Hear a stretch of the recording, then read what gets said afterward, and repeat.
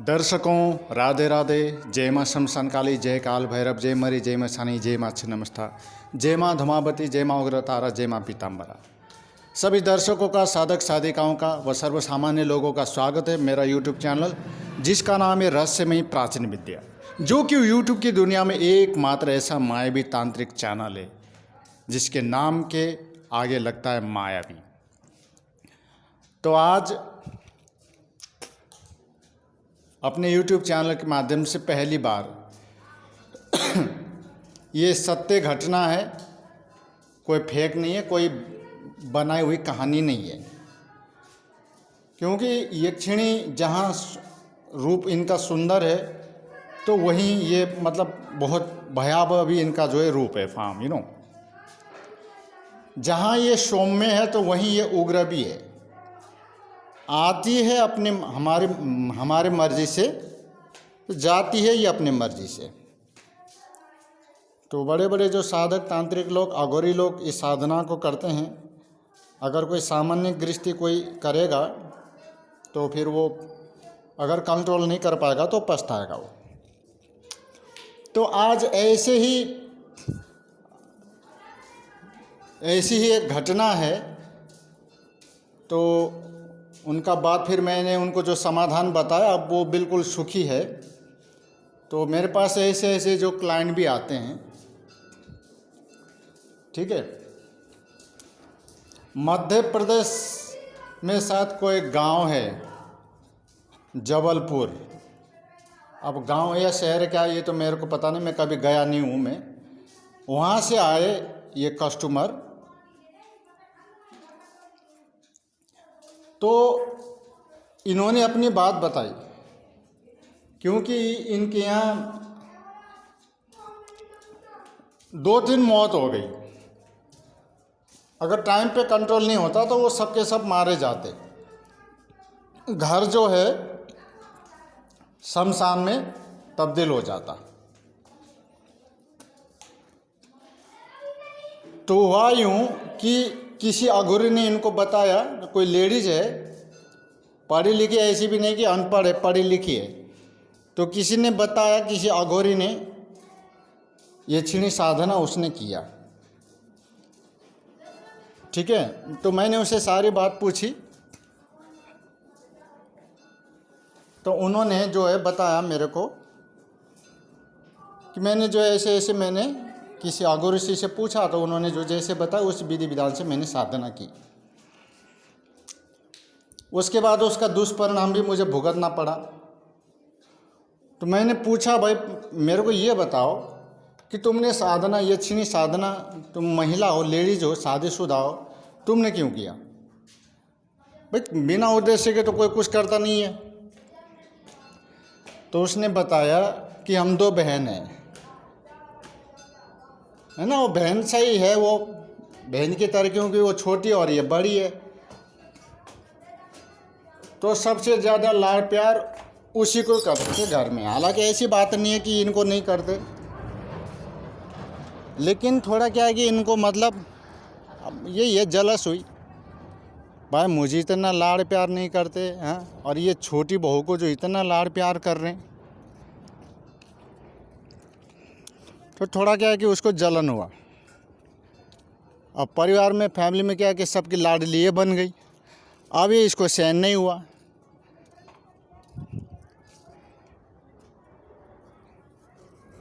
ठीक है ना। क्या कारण है, क्यों है, क्या राज है, क्यों इसके लिए इतना ये पछते हैं, क्या मतलब। अब इसको बर्बाद करना है, परेशान करना है, और जो इज्जत वगैरह जो इसको मिल रहा है वो मुझे मिले। कहने का मतलब है कि भाई इसको मैं नीचे दिखाना चाहती हूँ। तो इसके लिए इन्होंने यक्षिणी साधना किया। परिवार वालों से बोला, भाई बाबूजी जो इनके ससुर जी जो भी है वो अपाहिज थे, है ना। वो चेयर में ही बैठे रहते थे, चल फिर नहीं सकते थे, वो बीमार थे, वो बुजुर्ग थे। तो इन्होंने बहाना क्या बनाया, 21 दिन की ये जो साधना है तो इन्होंने जो भी माँ जी वगैरह जो सबको बता दिया कि मैं साधना करने जा रही हूँ बाबूजी के लिए, ताकि बाबूजी जो है ठीक हो जाए। अब जो माँ जी बोली, बहू ये सब इस ज़माने में कुछ नहीं है, ये सब बकवास है, ऐसा कुछ नहीं होता है, डॉक्टर के पास चलो, वहाँ अपना वहीं इलाज करा लेंगे बाबूजी का। पर छोटी बहू जो बोली, नहीं माँ कोई बात नहीं, अगर करना चाहती है तो साधना उनको करने दो, क्योंकि भक्ति में बहुत बड़ी शक्ति होती है। माँ करने दो, ऐसी कोई बात नहीं। तो इन्होंने कोई कुछ भी कहे, मैं तो भाई साधना करूँगी। इन्होंने ये नहीं बताया कि भाई मैं यक्षिणी की साधना करने जा रहा हूँ, यक्षिणी की सिद्धि करने जा रहा हूँ। इन्होंने बहाना बनाया कि मैं बाबूजी के लिए मंत्र का जाप कर रही हूँ, 21 दिन तक मेरे कमरे में कोई नहीं आएगा, ना मैं कमरे से बाहर आऊँगी, ना मैं किसी से बात करूँगी। तो इतना कहने के बाद ये जो मेरा जो क्लाइंट है, कस्टमर, जिन्होंने अपनी जो भी है आप बीती इनके साथ जो भी अनुभव, जो भी घटना जो भी है मेरे को बताया इन्होंने, तो फिर इन्होंने कहा कि मैं 21 दिन के लिए उस कमरे में गई साधना करने के लिए। 21 दिन तक मैं बाहर नहीं निकली।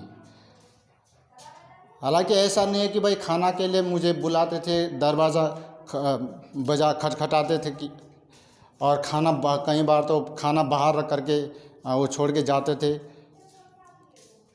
कभी जो है हस्बैंड आ जाता था, पर मैं ना तो बोली ना मैं निकली, मैं अपने साधना में लीन रही।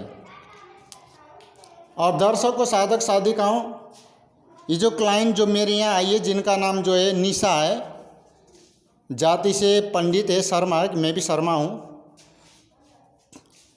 तो इन्होंने बताया कि मैंने 21 दिन की जो साधना करी, और उस अघोरी ने बताया था कि दीपक जो है कपाल में जलाना है, और इसके अलावा यक्षिणी का जो यंत्र बनेगा उन कोनों पर दीपक जलाना है। जो भी पूजा विधि विधान उन्होंने बताया, मैंने किया। और मुझे ये भी बताया था कि उस अघोरी ने कि दीपक बुझना नहीं चाहिए, दीपक जो है बुझना नहीं चाहिए 21 दिन तक, और आखिरी दिन भी बुझना नहीं चाहिए। आखिरी दिन जब मंत्रों का जोर जोर से उच्चारण करेंगे तो यक्षिणी प्रकट हो जाएगी। तो उन्होंने कहा कि शास्त्री जी ऐसा ही मैंने किया। 21वें दिन यक्षिणी का प्राकट्य होना हुआ, लेकिन उससे पहले दीपक बुझ गया, क्योंकि अघोरी ने पहले बताया था कि अगर दीपक बुझ गया तो समझो साधना खंडित हो गई। अब बेचारे घबरा गई, क्योंकि जो कपाल में जो दीपक जल रहा था, दीपक बुझ गया। लेकिन चलो, इनकी जो साधना है सफल हो गई, फिर ऑटोमेटिकली वो दीपक जो है जल गया, क्योंकि वो यक्षिणी ने बुझाई थी और यक्षिणी ने उसको प्रज्वलित कर दिया। तो ये इतनी खुश हो गई, इतनी खुश हो गई, क्या बताऊं। तो फिर ये कहती कि सर, फिर मैंने कहा कि अगर आप मेरी साधना भक्ति से प्रसन्न हो तो आप मुझे दर्शन दो, आप मेरे सामने आओ, मेरे सामने आओ, मेरे सामने आओ। इस प्रकार इन्होंने बोला तो सामने प्रत्यक्ष हो गई। फिर इन्होंने पूछा कि भैया ये जो इसको इतना लाड़ प्यार क्यों करती है, और ये क्या क्या नहीं है, मुझे सब कुछ बताना है, बस मुझे यही जानना है कि ये पहले कौन थी, इससे पहले किसका क्या कनेक्शन था। तो ये छिड़ी ने बता दी कि पहले शादी से पहले ये किसी और से इसका अफेयर था, मतलब पूर्व पति था। बाद में फिर इधर तुम्हारे यहाँ से जो जहाँ भी तुम हो वहाँ से रिश्ता आया, तो फिर कहीं ये भी ना टूट जाए, इस वजह से उधर का रिश्ता ख़त्म कर दिया। तो ये तुम्हारी दूसरी शादी है। अब ये बात घर वाले को पता नहीं है तुम्हारे, जहाँ भी, ठीक है ना। पर इस बड़ी बहू ने ये सारा का सारा राज खोल दिया। तो ठीक है ना। तो ये फिर कभी किचन में तो कभी कहाँ यक्षिणी कुछ ना कुछ ये बताती रहती थी, ये पूछती जाती थी और वो यक्षिणी बताती रहती थी। कहने का मतलब इन्होंने कर्ण पिशाचिनी यक्षिणी की साधना की थी। तो केवल कान में ही नहीं बताती, वो सामने प्रत्यक्ष हो जाती थी, सामने प्रत्यक्ष होकर के सब कुछ बता देती थी, ठीक है ना। तो ऐसे करते करते सभी चीज़ों का राज उनको खुल गया कि भाई कहाँ क्या है, कहाँ क्या नहीं है। मतलब एक प्रकार से त्रिकालदर्शी बन गई है। एक दिन क्या हुआ, कहते ना कि भाई किसी के साथ बुरा करोगे तो तुम्हारे साथ भी बुरा होगा। तो एक दिन ये बताती है मेरे को, ये निशा शर्मा जो मेरी क्लाइंट है, कि सर एक दिन मैं चाय बना रही थी तो मैं अपनी ही बातों में खोई हुई थी, क्योंकि उस समय ये छिड़ी ने आकर के इनके कानों में बताया कि ये चाबी वहाँ पर है और वहाँ बहुत सारा धन माया हीरे मोती, मतलब लाखों करोड़ों रुपए है। तो चाबी इन्होंने बता दिया और इसी ख्यालों में खो रही थी। अब चाबी भी मुझे मिल गई, ये छिड़ी ने बताया, अब इसका पासवर्ड क्या है। पर मैं ये सोच रही हूँ कि इतना सारा मतलब लाखों करोड़ों रुपया मैं अकेले कैसे खर्च करूँगी, कहाँ क्या करूँगी। तो ऐसे ख्यालों में मतलब ये खोई हुई थी। तो इनका जो साड़ी है, साड़ी में आग लगी, वो आग पकड़ ली, आधी साड़ी इनकी जल गई। मतलब वो साड़ी में आग पकड़ ली। तो जो छोटी बहू जिसके बारे में बुरा सोच रही थी, जो नीचा दिखाना चाहती थी, उसने आकर के आग बुझाई। तो ये जो निशा शर्मा जो मेरे क्लाइंट जो है मेरे पास आई थी, उनका हाथ जल गया और आग बुझाते समय वो जो दूसरी छोटी बहू है उनका भी जो है हाथ जल गया। अब परिवार वाले तो पहले ही से गुस्से में थे कि भाई इसको घर से निकाल देना। तब वो लोग कहने लगे कि ऐसा है कि तुम जो है यहाँ से निकल जाओ। अब बेचारी रोती रही कि मेरी कोई गलती नहीं, मैंने इनका हाथ नहीं जला, मैं तो जो आग बुझाने गई थी। ठीक है ना। फिर पता नहीं कैसे उस दिन इन्होंने आग बुझा दिया। ये नहीं बुझाती तो ये कहती कि मैं मर जाती, मेरी मृत्यु निश्चित थी। तो ये तो सही टाइम पे ये छोटी बहू ने आकर के आग बुझा दिया। और थोड़ा दिल में एक मतलब करुणा उत्पन्न हो गई कि बताओ, जिसके साथ मैं बुरा कर रही हूँ आज वही मुझे जो है मरने से बचाया, नहीं तो आग में जल जाती मैं पूरी की पूरी। तो भी आगे बताती है कि सर जब ये घर से जाने लगी अपना जो है बोरी बिस्तर बांध के, तो मुझे भी दया आ गई। तो मैंने कहा रुको, तुम कहीं नहीं जाओगे, आग से जलने से तुमने बचाया, तुमने मुझे नई जिंदगी दी है, और ऐसे इंसान को हम घर से निकाल दें तो कितना बड़ा पाप लगेगा, इसलिए तुम कहीं नहीं जाओगी श्वेता, तुम कहीं नहीं जाओगी। अब वो जो जितने भी लोग क्यों जैसा ये चाह रहे थे ऐसा ही एक क्षण की महा कृपा लगा लो, उसे सब काम बढ़िया बन रहा था। तो अब क्या होता है, मेरी जो क्लाइंट बताते निशा शर्मा की सर मैंने हाथ जोड़ करके निवेदन किया, बाबूजी, माँ जी, देवर जी, जो भी है, आप इससे घर से जाने को मत कहिए, क्योंकि इसने मेरी जान बचाई है। जब ये बात कही, हाथ जोड़ी और इनको रोते हुए गले लगाया, तो ये छीणी देख रही थी गुस्से में। अब ये छीणी क्या कहती है कि धमकियाँ देती है कि तुझे मेरी बात सुननी है, जो जो मैं कहूँगी तुझे करना होगा, और तेरा काम है पूछना और मेरा काम है जवाब देना। पर ये कहने लगी नहीं, अब तुम जाओ, मुझे तुम्हारी कोई ज़रूरत नहीं है, मैं इसे दुखी परेशान करना नहीं चाहती। पर एक क्षणी कहाँ मानने वाली थी, एक क्षणी कहाँ मानने वाली थी। ये बिल्कुल सत्य घटना बता रहा हूँ मैं दर्शकों, साधक साधिकाओं, ये बिल्कुल सत्य घटना है। ठीक है। अब ये क्षण कहाँ मानने वाली थी, बोले मैं नहीं जाऊंगी। अब इसी समस्या को लेकर के ये जो निशा शर्मा है अघोरी के पास गया, किसी दूसरे अघोरी के पास। अब कुछ हरामखोर लोग ऐसे भी होते हैं, ढोंगी पाखंडी, क्या बताऊं मैं, ठीक है, अगर तुम सही रास्ता नहीं बता सकते तो गलत तो मत बताओ, तुम्हारी बस की नहीं तो मना कर दो, है ना। डराओ मत, धमकाओ मत। अब क्या हुआ कि ये किसी अघोरी के पास गई कि महाराज जो ऐसी ऐसी बात है। तो फिर वही बात ये जो जो मैंने पूछा था, भाई तूने क्यों ऐसे ऐसे यक्षिणी को बुलाया, तो सारी बात बता दी। अब इस अघोरी ने क्या किया, उल्टा जो है डर बैठा दिया, भैया ये नहीं जाएगी, कितना कुछ कर ले ये नहीं जाएगी, क्योंकि ये यक्षिणी आती है तुम्हारी मर्ज़ी से और जाती है वो अपनी मर्ज़ी से। पहले बुलाना ही नहीं चाहिए, अब वो नहीं जाएगी। तो महाराज कोई तो उपाय होगा, कोई तो समस्या का समाधान। बोले कुछ भी नहीं है। बेचारे निराश हो गए, अब क्या करें। अब क्या होता है दर्शकों, साधक साधिकाओं, मेरी क्लाइंट निशा शर्मा ने जो बताया कि सर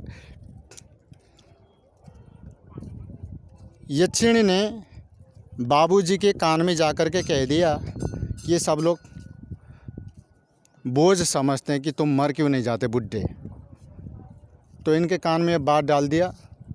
तो फिर ये अब बाबूजी लड़ने लगे। कभी ऐसे ये गुस्सा नहीं करते थे, तो आज गुस्सा करे कि तुम लोग मुझे मारना चाहते हो, तुम सब लोग मुझे मिल करके मारना चाहते हो, मैं तुम लोगों के लिए मैं बोझ हूँ। ये बोले बाबूजी ऐसी कोई बात नहीं, ऐसी बात है। इतना कह करके वो गुस्सा में बेल चेयर से वो चले गए बालकनी में।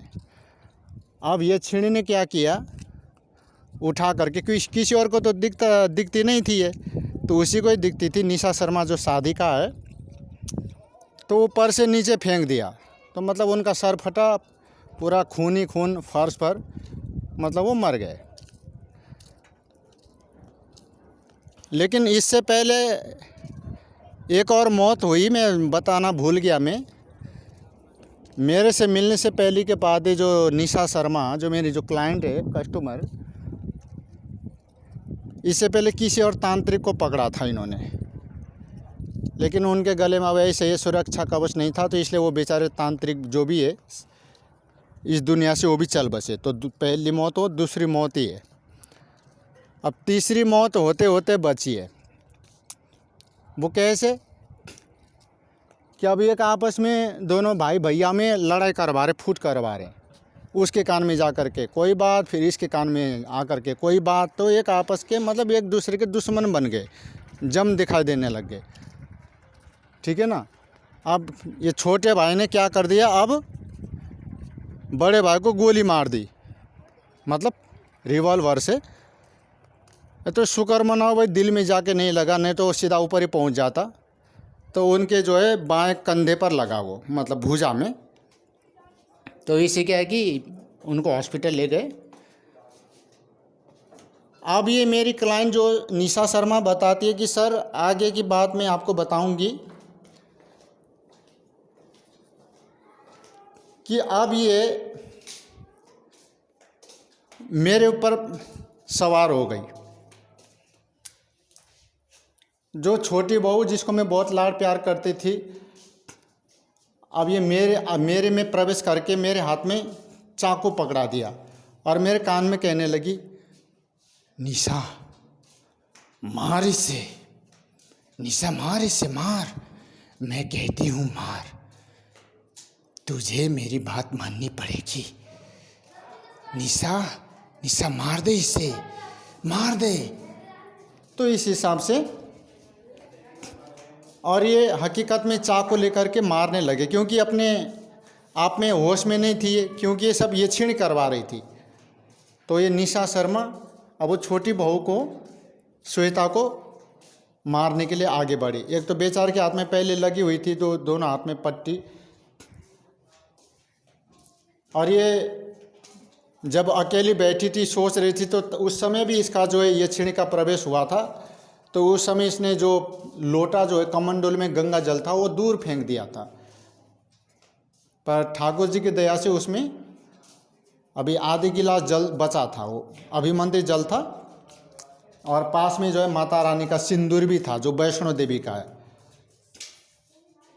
है ना, माता रानी का सिंदूर, जो मैं भी रखता हूँ, मेरे पास भी आए। मुझे तो घर बैठे देखो वैष्णो देवी का प्रसाद आया कि आई थी। कस्टमर, क्या नाम है उनका, तृप्ति, है ना। तो मैंने उनसे रिक्वेस्ट किया था कि जब तुम आओ तो मुझे प्रसाद ला देना वैष्णो देवी का। तो बेचारे उसने मेरे को प्रसाद है, माँ का लाल सिंदूर है, गले का जो लॉकेट है लाई है। तो हमें कभी वैष्णो देवी गया तो नहीं हो, पर माता रानी की इतनी बड़ी कृपा है कि घर बैठे उन्होंने पहुंचा दिया। तो तृप्ति जी के लिए बहुत बहुत शुक्रिया, धन्यवाद। तो माता रानी का सिंदूर ना बचा के रखो, और हो सके तो प्रतिदिन इस सिंदूर को सामने रख करके नवाण मंत्र या काली मंत्र का एक एक माला जाप कर दिया करो। तो इससे क्या कि और भी शक्तिशाली ये मतलब हो जाएगा। तो दर्शकों, साधक साधिकाओं, आप सुन रहे हैं यक्षिणी साधना का दुष्प्रभाव, एक महिला की आप बीती सत्य घटना। तो चलिए कंटिन्यू रखते हैं। आगे चलने के क्रम में निशा शर्मा जो मेरी क्लाइंट है वो बताती है कि सर, जैसे ही मैं उसे मारने वाली थी, उसके सीने में खंजर पार करने वाली थी, तो उसने कमंडलू उठाई, श्वेता ने, जो छोटी बहू है, और सीधे हाथ में जल लेकर के मेरी तरफ फेंक दिया। तो जैसे ही श्वेता ने मेरी तरफ जल फेंका तो ये छिड़ी चिल्लाने लगी, क्योंकि उसको जलन हुआ। बचाओ बचाओ, छोड़ दे मुझे। तो उसे बहुत जलन हुआ ये छिणी को। तब जाकर के होश में आए, तो फिर इसने हाथ जोड़ा, माफ़ी मांगा कि मैं तुझे मार रही थी, बता कितना बड़ा पाप करने जा रही थी, तूने मुझे नई ज़िंदगी दी, आग से तूने बचाई, और आज मैं तुझे मारने जा रही हूँ।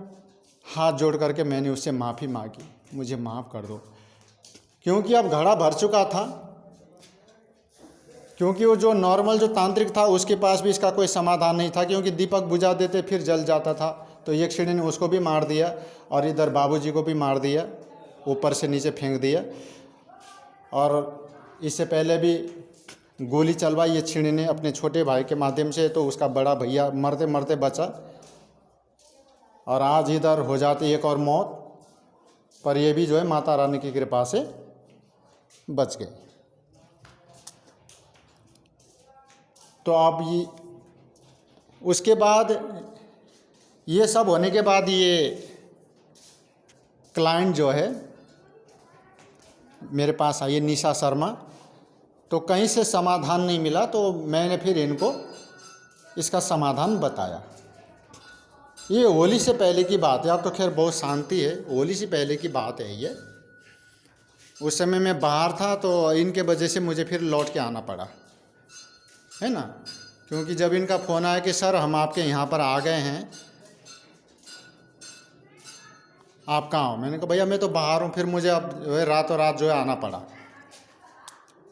तो इन्होंने कहा कि सर इसीलिए आपके पास आई हूँ, आपके चरणों में आई हूँ, आपका वीडियो देखा, यूट्यूब चैनल देखा, तो वहाँ यूट्यूब में आपका वीडियो देखा तो बहुत अच्छा लगा। तो मैंने सोचा कि अब इस समस्या का समाधान पंडित मधुर कृष्ण शास्त्री सर के पास ही है। तो यही सोच करके बहुत उम्मीद आस लगा करके आपके पास आई हूँ मैं शास्त्री जी, क्योंकि मैं कई जगह भटकी हूँ। क्योंकि साधना किया ये क्षणी का थोड़े से लालच में आकर के, पैसे के लालच में आकर के, पर ये तो पूर्व जन्म का कोई संस्कार था कि अच्छी विचारधारा जो मन मस्तिष्क में आने के वजह से मैं थोड़ा बच गई। अब मैं आपके पास आई हूँ, कहीं से भी कोई रास्ता नहीं मिला। जो मेरा हाथ बटाने के लिए आया था वो तांत्रिक, उसको ये छीड़ी ने मार दिया, बाबूजी को भी मार दिया, और मैं आगे की बात तो आपको बता ही चुकी हूँ। बस आप समाधान बताइए, अब क्या करें, क्या इसका कोई समाधान नहीं है? क्योंकि उस अघोरी ने बोला था कि एक ही उपाय है कि तू मर जा, तू मरेगी और तुझे छोड़ के चली जाएगी।